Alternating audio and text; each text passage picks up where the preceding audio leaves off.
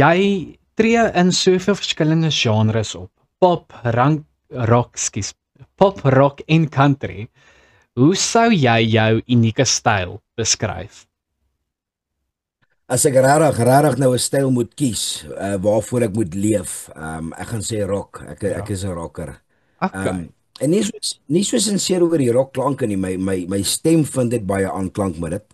Maar dit is tog die musiek wat ek kan energie uitstoot op 'n stage, wat ek Ja. kan myself in en vibes gooi, jy weet.